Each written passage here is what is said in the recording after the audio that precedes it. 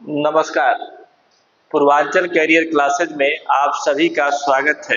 दोस्तों, हम percentage topic पर चर्चा कर रहे हैं।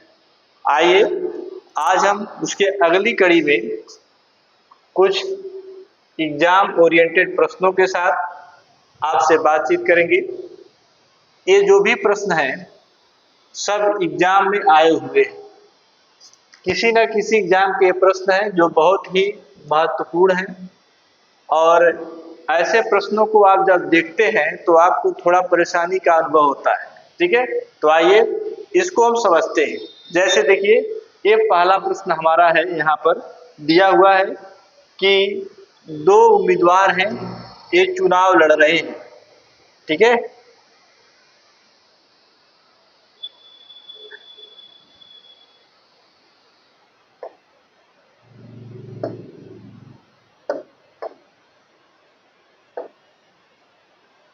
ठीक, ये देखिए थोड़ा जगह यहाँ पर कम है भाई। ठीक है, तो आइए देखिए कि दो उम्मीदवारों द्वारा लड़े गए चुनाव में एक उम्मीदवार को कुल मतों का 20% मत प्राप्त हुए, फिर भी वह 600 मतों से हार गया। चुनाव में पड़े कुल मतों की संख्या कितनी होगी? तो जैसे आप कोई भी चुनाव देखते हो, लेकिन चाहे जितने लोग लड़ जाएं चुनाव के मैदान में, लेकिन हार और जीत केवल दो ही लोगों में होती है। एक फर्स्ट रनर अप होता है, एक दूसरा होता है। ठीक है, तो इन्हीं दोनों के अंतर को लेकर के हमको चलना है। मान लीजिए कि किसी भी चुनाव में 100% वोट पड़ा है ना, 100% वोट पड़ा, मैं उसको 100 मान करके ही चलूंगा। ठीक है, 100% वोट पड़ गया और इसमें दो कैंडिडेट हैं, एक जीतने वाला है और एक हारने वाला है। जीतने वाले को मैं प्लस करूंगा और हारने वाले को मैं क्या करूंगा, माइनस करूंगा। ये आपको समझाने के लिए किया जा रहा है। अब देखो, कहा कि 20% मत प्राप्त हुए फिर भी वह हार गया। इसका मतलब है कि 20% वोट किसको मिला? हारने वाले को मिला। और जीतने वाले को कितना मिला? कहोगे सर 80% वोट जीतने वाले को मिला।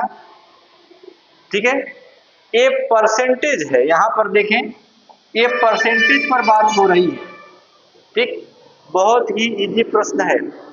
जब आप परसेंटेज को सेट कर ले जाओगे तो आप देखोगे कि कितने वोटों से हार रहा है, कितने मत से जो कैंडिडेट है वह हार रहा है। तो कहोगे सर 600 मत से हार रहा है। देखिए यहाँ पे लिखा है कि वह 600 मत से हार रहा है।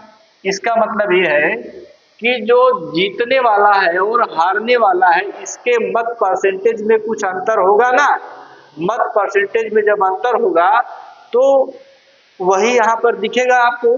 तो इसका मतलब है यहाँ से मुझको कोई अंतर निकालना पड़ेगा। 80 में से 20 का अंतर कितना होगा? 60% का अंतर है। यहाँ पर कितने परसेंट का अंतर है? 60% का अंतर है। तो 60% का अंतर बराबर 600। 60% का अंतर बराबर कितना हो जाएगा? 600 हो जाएगा। इसलिए इसको जानते हो कि 60 बटे हम 100 लिख देते हैं। लिखते हैं कि नहीं लिखते? 60 बटे 100 बराबर कितना हो जाएगा? 600। अब देखो, एक जीरो से एक जीरो कैंसिल हो जाएगा।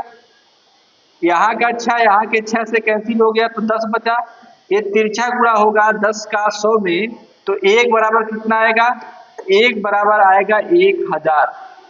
इसका मतलब ये है दोस्तों कि जो चुनाव में कुल मत पड़ा है वो कितना है? 1000 मत है। कितना है?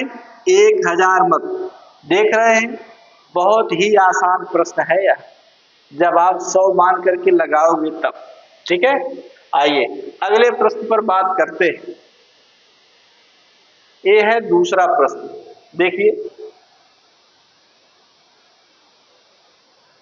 दूसरा प्रश्न है ना। इसमें आप ये देख रहे हैं कि एक शहर की जनसंख्या पहले वर्ष में कितनी थी? 30% थी। लिख लीजिए ऐसे, 30% थी। चलिए, उसके बाद कहा कि अगले वर्ष यानी दूसरे वर्ष कितना परसेंट हो गया, 15% हो गया। ठीक है, अब यहाँ पर देखिए दो बातें हैं, यानी यहाँ पर क्या कर रही है, ग्रोथ कर रही है, जनसंख्या बढ़ रही है, और यहाँ पर जनसंख्या क्या हो रही है, घट रही है। दो चीजें हैं। ठीक है, 2 वर्ष पहले उसकी जनसंख्या कितनी थी, तो आप परसेंटेज निकालते हो, इसको 3/10 लिखते हो कि नहीं लिखते, 3/10 लिखते हो। इसको क्या करते हो, 15/100 जब लिखते हो तो इसको लिखते हो 3/20 लिखते हो। ये आप याद रख लेना है। यदि किसी को याद नहीं होता तो आप वो जो है 15/100 करके भाग दे करके देख सकता है कि 5×3 = 15 और 5×2 = 10 20 हो गया, यानी 3/20। ठीक, यहाँ पे कमी हो रही है, यहाँ पर वृद्धि हो रही है, ये देखो, ये आपको फिगर में दिख रहा है। अब देखो इसको लिख सकते हो 10 और 3 कितना हो जाएगा, कहोगे 10 और 3 कितना हो जाएगा सर, 13 हो जाएगा। ठीक है, अब यहाँ पे देखो 20 को पहले लिखो, यहाँ पे क्या हो रहा है, 20 में 3 को कम हो रहा है कि घट रहा है, कम हो रहा है कि बढ़ रहा है, कहोगे सर यहाँ डायरेक्शन में कम दिख रहा है, यहाँ डायरेक्शन में प्लस दिख रहा है, तो हमको ऐसा करना पड़ेगा, 20 में 3 को घटाओगे तो 17 आएगा। ठीक है, घटा दिया। अब देखो 20 में 10 का गुणा करोगे तो आएगा 200, इसका गुणा करोगे तो 13 7 91 होता है, 9 आया हासिल, फिर 13 में 9 को जोड़ोगे तो 22 आएगा। कितना आएगा, 22 आएगा। यानी ये प्रारंभ में था अनुपात और ये बाद में अनुपात हो गया। कहा है कि 2 वर्ष पूर्व, 2 वर्ष पूर्व हमको जाना है पहले।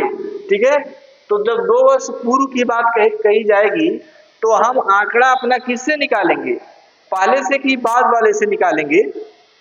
तो देखिए हमेशा आपको 2 वर्ष पहले दिया, आपके पास यहाँ पर एक आंकड़ा है, वर्तमान में जो जनसंख्या वो कितनी है, तो कहोगे सर वर्तमान में जो जनसंख्या हुआ है 11,000 नहीं भाई,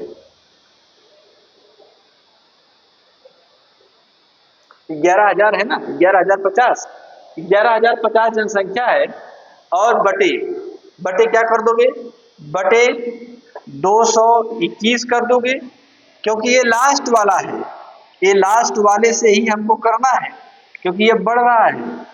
अब देखो गुणे क्या कर देंगे, 200 कर देंगे, इसको जब सॉल्व करोगे ये 5 बार जाएगा, कितना बार जाएगा, 5 बार जाएगा। देखिए 5 का नाम 5, 5×2 = 10, फिर 5×2 = 10 = 11।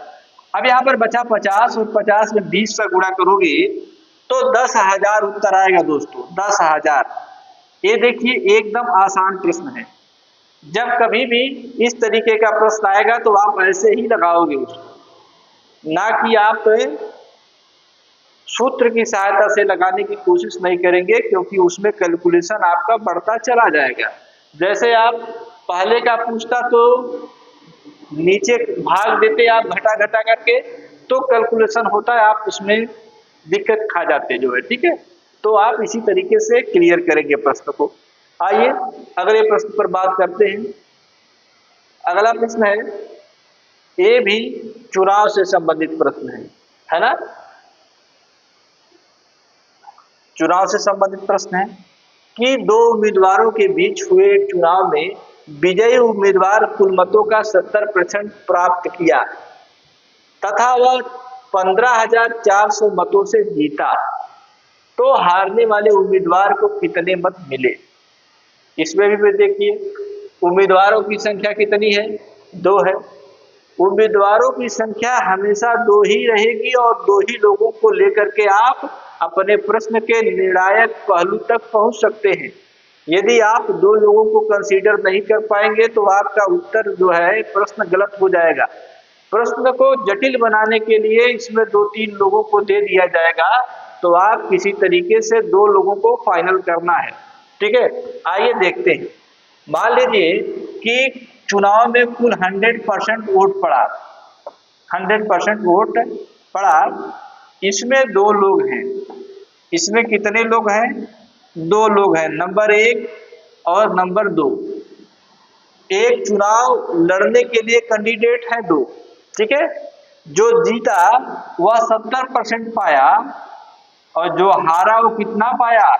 100 में 70 घटाओगे तो कहोगे सर 30% पाया हुआ। हारने वाला 30% पा गया और जीतने को मैं ऊपर बना देता हूं ऐसे तीर, और हारने को ऐसे नीचे तीर बना दिया। देख रहे हैं कि जो डाउनवर्ड जा रहा है वह हार रहा है और जो अपवर्ड जा रहा है वह जीत रहा है। 70% मत के साथ यह जीत रहा है, 5400 वोटों 15,400 वोटों से जीत रहा है। इसका मतलब ये कि हारने और जीतने वाले में मतों का अंतर आ गया। तो यहाँ पे देखो मतों का अंतर कितना दोस्तों, यहाँ पर मतों का अंतर कितना है? 40%। कितना अंतर है? 40%। लेकिन हमारे प्रश्न में कितना दिया है? 15,400। तो ठीक है, अब हमको देखना क्या है, क्या मुझे कुल मत निकालने हैं क्या?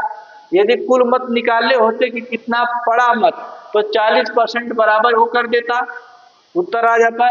लेकिन मुझसे पूछा है कि हारने वाले का बताओ, तो हारने वाले का परसेंटेज कितना है? 30। तो आपको क्या करना है? आपको करना है 15,400 गुणे 30 बटे कितना हो जाएगा? 40। एक जीरो से एक जीरो कैंसिल हो गया, 4 तिहाई 12 हो गया, फिर 3 आया, 4 8 32 हो गया और 4 पच्चे कितना हुआ? 20। 4 पच्चे कितना हो जाएगा? 20 हो गया और एक जीरो बच गया, ठीक है। अब इसको जब सॉल्व करोगे, गुणा करोगे तो आएगा 0, 5 तिहाई 15, 8 त्रिक 24, 1 25 और 3 त्रिक का 9 और 9 2 कितना? 11। 11,550 वोट कौन पा रहा है? पा रहा है कौन? हारने वाला। तो आपसे पूछा है कि हारने वाला कितना पा रहा है, तो यही आपका क्या हो जाएगा? आंसर हो जाएगा। अगर आपसे पूछता कि जीतने वाला कितना कुल वोट पाया, तो आप क्या करते? 40 यहाँ लिखते, यहाँ 70 कर देते, उत्तर आ जाता। अगर आपसे पूछता कि कुल मत कितने पड़े, तो 40 बराबर इसको कर देते, तो आपको पता चल जाता कि कुल मत कितने पड़े, ठीक है। आइए आगे बात करते हैं। अगला प्रश्न है, ये देखिए कि यदि किसी गांव में स्त्रियों की संख्या पुरुषों की संख्या की 90% है, तो पुरुषों की संख्या स्त्रियों की संख्या के कितने प्रतिशत है? ये सवाल जो है एक डाटा दे करके आपके जी का बवाल बना दिया है ना। इसमें कुछ है नहीं। देखिए, मैंने कहा कि आप हर काम अपना 100 पे करोगे। मान लीजिए, माना पुरुषों की संख्या कितनी है दोस्तों? पुरुषों की संख्या 100 मान लिया, तो महिलाओं की संख्या अपने आप पता चल जाएगी। महिलाओं की संख्या 100 का 90% करोगे तो 90 आएगा। अब देखो आ गया सब। कहा कि पुरुषों की संख्या स्त्रियों की संख्या का कितना है, तो परसेंटेज निकालना है आपको। तो पुरुष तो 100 है, स्त्री कितना है? 90 है, इसी का परसेंटेज निकाल देना है। ये देखो 0 से 0 कैंसिल हो गया, आया कितना? 1000 बटे 9। अब इसको सॉल्व करोगे तो लगभग जो है 9 का 9 1 1 इतना परसेंट आएगा, ठीक है। 111% लगभग में आएगा। सही बटे में लिखता तो 111 सही 1/9% आगे लिखा होता है आपका, ठीक है। तो इतना आपका उत्तर है, ठीक। अगला प्रश्न, अगला प्रश्न देखिए, ये है, ये थोड़ा कड़ा प्रश्न है। आपसे पूछ दिया कि इसमें क्या करना है कि एक नगर में 1000 निवासियों में से, चलो लिखता हूं 1000 निवासी है भैया नगर में, ठीक है। आइए एक एक करके हम आपको यहां से ब्रेक करेंगे। इसमें से 60% क्या है? पुरुष है। 60% जब पुरुष है, इसका मतलब है कि पुरुष कितने हैं? कहोगे सर 600। 1000 का 60% कितना हो जाएगा? 600 हो जाएगा। अब 60% पुरुष है जो आपको दिख रहा है प्रश्न में, लेकिन आप अपने दिमाग में लगाओ कि कभी जब हम ये प्रश्न पढ़ रहे हैं तो मैं 100 को मानकर चल रहा हूं, तो 100 में 60 को घटाओगे 40%। इसका मतलब है दोस्तों कि 40% जो है महिलाएं हैं। 40% क्या है? महिलाएं हैं। तो कितनी महिलाएं हैं? 400। ये देखिए 400 डब्लू है और 600 क्या है? पी है, पुरुष है। अब देखिए, अब जो भी काम करना है इसी को पकड़ करके आगे बढ़ना है। कहा जिनमें से 20% साक्षर हैं, किनमें से? 600 का 20%। 600 का 20% निकालोगे तो कितना आएगा? 600 का जब 20% करोगे तो कितना आएगा? 120। 120 क्या है? साक्षर है। ठीक है।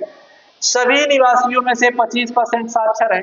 सभी निवासियों का मतलब 1000 में से 25% कितना हो जाएगा? 25% निकालोगे तो कहोगे सर 250 हो जाएगा। 250 साक्षर हो गए। तो अब कहा कि नगर में महिलाओं का परसेंटेज क्या है?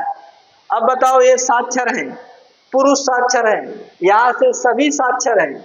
तो बताओ इस सभी साक्षर में से पुरुष साक्षर को निकालोगे तो यहाँ से महिला साक्षर निकल करके आएगा। कौन सा साक्षर? महिला साक्षर। यानी जो महिलाएं पढ़ी लिखी हैं वो यहाँ से निकल करके आ जाएंगी, महिला साक्षर। तो 250 में से 100 घटाओगे कितना आएगा? 130। 130 महिलाएं साक्षर है और कुल महिलाएं आपके प्रश्न में 400 है। तो जरा आप बताओ, इतना जान लेने के बाद क्या आपने प्रश्न को लगा नहीं पाओगे आप? अरे यही तो बात कह रहा है कि भैया आपने इंटर बोर्ड का परीक्षा दिया, आपने 500 में से 300 नंबर पाया, तो आप बताओ कि आपका परसेंटेज कितना है?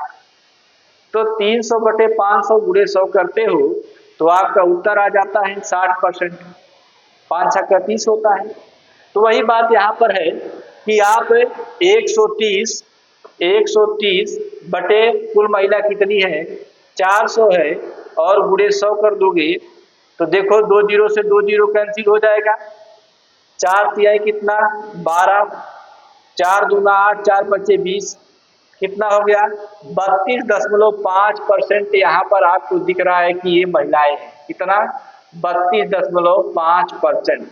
ठीक है, ये 32.5% महिलाएं हैं।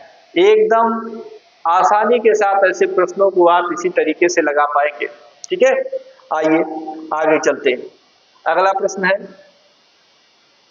कि एक ये लल्लू सा प्रश्न आया हुआ है कि एक ग्राम पंचायत संस्था है जहां से 574 लोग हैं, 574 जो बीपीएल धारक हैं, बिलो पॉवर्टी लेवल जिसे कहते हैं, सूची में शामिल हैं। यदि गांव में 14% लोग गरीबी रेखा से नीचे हैं, ये भी बीपीएल है, तो बताओ आपको गांव में कितना लोग हैं? कितने लोग हैं गांव की जनसंख्या बताओ। यानी सब बीपीएल पता हो गया और सब लोग 100% हैं। यहां से देखो क्या करना है, 14 चौका कितना? 56, 14 का नाम 14, यहाँ परसेंटेज है तो इधर ले आकर के क्या कर देगा? गुणा कर देगा 100 का, तो कितना हो जाएगा उत्तर? 4100। 4100 इसका क्या हो जाएगा? उत्तर हो जाएगा। ठीक, आइए आगे चलते हैं। अगला प्रश्न है, ये देखिए, ये थोड़ा भयंकर सा प्रश्न है जो आपको परेशानी में डाल सकता है। देखिए, किसी निर्वाचन क्षेत्र में 40% मतदाता, अब मान लो कि 100% मतदाता जो है किसी निर्वाचन क्षेत्र में है, 100% मतदाता। यहाँ पर कहा कि 40% जो है वरिष्ठ नागरिक हैं। वरिष्ठ नागरिक का मतलब जो बहुत बूढ़े हैं, बुजुर्ग हो गए हैं। तो आप बताओ कि अगर आपको कह दिया जाए कि किसी कक्षा में 40 गो की कोई कक्षा है, उसमें लड़कियों और लड़कों का को एजुकेशन क्लास चलता है, को एजुकेशन होता है। ठीक है, तो उसमें 40 लड़का है, तो बताओ लड़की कितनी है? कहोगे सभी 60 है। तो वही बात यहाँ है कि 100% है पूरी आबादी, उसमें कहा कि 40% वरिष्ठ नागरिक है। तो आप ये जान जाओगे कि 60% ऐसे हैं जो वरिष्ठ नहीं है। इसका मतलब ये कि इसमें बच्चे भी हैं और जवान भी हैं, ठीक है, लेकिन यहाँ पर सब बूढ़े हैं। ठीक, आइए आगे बढ़िए। वरिष्ठ नागरिक मतदाताओं में से 40% क्या है, निरक्षर है। इसका मतलब ये कि यहाँ से ये जो वरिष्ठ हैं, ये मैं आपको लिख लिख करके बता रहा हूं ताकि आप गैर वरिष्ठ, ताकि कभी भी आप परेशान ना हो। वरिष्ठ, जो गैर वरिष्ठ हैं वो इधर है। इसमें ये कहा कि देखो सब कुछ क्लियर कर दूंगा मैं। यहाँ पर वरिष्ठ नागरिक है, 40% क्या है, निरक्षर है। 40% इसमें से क्या है, निरक्षर है बच्चे। ये लोग पढ़े लिखे नहीं है, ठीक है। साक्षरता की परिभाषा यह होती है कि कोई भी व्यक्ति जो है, जो 60 वर्ष से ऊपर हो, वह किसी भाषा को बोल सकता हो और थोड़ा पढ़ सकता हो, लिख सकता हो, तो ऐसे व्यक्ति को साक्षर कहते हैं। लेकिन यहाँ निरक्षर है, इसको अक्षर से भेंट नहीं हुआ 40% लोगों के।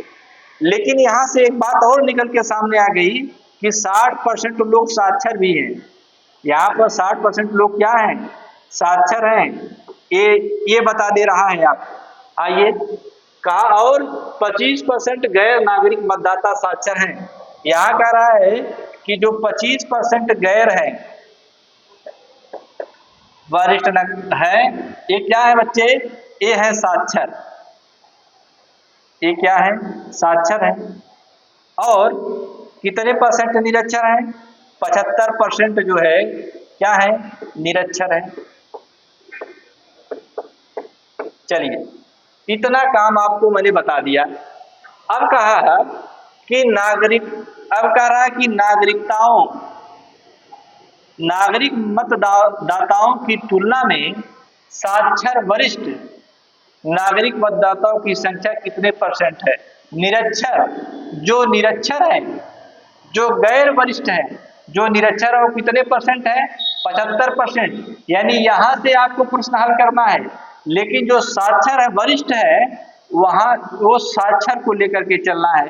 तो आपसे यही ना पूछा है कि गैर जो वरिष्ठ हैं वहां से आपको निरक्षर लेना है, और जो क्या है, वरिष्ठ है, वहां से आपको क्या लेना है दोस्तों, साक्षर लेना है। और आपको परसेंटेज निकाल देना है। क्या निकाल देना है, परसेंटेज निकाल देना है।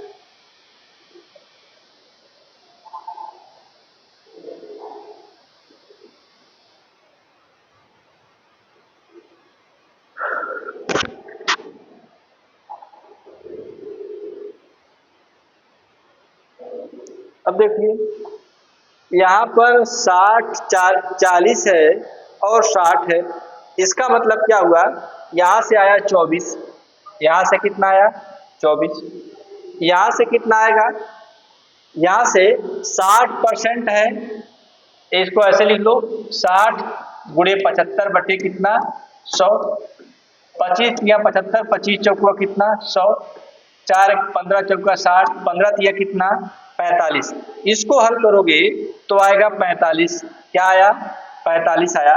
अब यहाँ से आपका काम कुछ बन गया है, 24 और 45 आ गया दोस्तों, 24 और 45 आ गया। तो 24 और 45 का अंतर कितना है, अंतर कितना है कहोगे सर 21 अंतर है। तो 21 बटे 45, 21 बटे 45 गुणे क्या हो जाएगा 100 हो जाएगा। 3 सते 21 हो गया, और यहाँ पर 15 तिया 45, 5 तिया 15, 5 दूना 10, 140 बटे कितना 3। तो बताओ एक 3 किसमें है, 1/3 तो इसमें नहीं है, इसमें नहीं है, इसमें नहीं है, इसी में है। इसको हल करोगे तो 46 सही 2/3 परसेंटेज आएगा। 46 सही 2/3 परसेंटेज। ठीक है, यह सवाल है, बहुत ही अच्छा सा सवाल है। ठीक है, इसको आप क्लियर करेंगे, इसको देख करके सीखेंगे। ठीक, आइए अगला प्रश्न है, ये देखिए इसी की तरीके का प्रश्न हम अभी पिछला प्रश्न था जिसमें 2 लोग थे। अब मैं आपको इसको और बताऊंगा, आप इसको और अच्छे तरीके से सीख जाइएगा। देखिए कि किसी प्रायोगिक क्षेत्र में एक निश्चित जीवाणु की संख्या पहले 10% बढ़ी, 10% क्या हो गई, बढ़ी दोस्तों। चलो भैया बढ़ गया, अब ये बढ़ रहा है, ठीक है। फिर कहा कि दूसरे वर्ष 8% जो है, 8%, 10% को चलिए बाद में लिखते हैं, 8% फिर बढ़ी, कितना बढ़ा, 8% फिर बढ़ गई, ठीक है। फिर कहा कि 10% घट गई, 10% क्या हुआ, घट गया। चलिए इतना जानकारी आपको दिया गया है। सबसे पहले इसी को समझिए, 10% को लिखा जा सकता है 1/10, इसको लिखा जा सकता है क्या कि 2 क्या लिखा जा सकता है 8/20, इसको लिखा जा सकता है 2/25, 2/25 लिखा जा सकता है। जैसे आप जानते हो कि 8% को क्या लिखा जा सकता है, 8/100 लिख दो, 4 दूना 8, 4 दूना 8, 4/20, 2/25 ही लिखा जाएगा, ठीक है। इसको भी 1/10 लिख दो। अब देखिए यहां से कुछ हमको कंक्लूजन लेना है और अपने प्रश्न तक हमको पहुंचना है, ठीक है। आइए देखते हैं, यहाँ पर ग्रोथ हो रहा है तो 10 और क्या हो जाएगा, 11 हो जाएगा। यहाँ पर भी ग्रोथ हो रहा है तो 25 और क्या हो जाएगा, 27 हो जाएगा। 25 और 2 27, ऐसे ऐसे जोड़ रहे हैं, ग्रोथ हो रहा है दोस्तों तो जुड़ेगा, यहाँ पर ग्रोथ हो रहा है तो क्या होगा, जुड़ेगा, यहाँ पर घट रहा है तो घटेगा। देखिए तो यहाँ 10 लिखेंगे, यहाँ पर कितना आएगा, 9 आएगा। अब इसका सबका गुणा कर दिया जाएगा, यहाँ पर आ जाएगा 2500, यहाँ पर 2500 आ जाएगा, तो 11 9 99 और 99 में 27 का गुणा कर दोगे तो आएगा 2673, कितना आएगा, 2673 आएगा।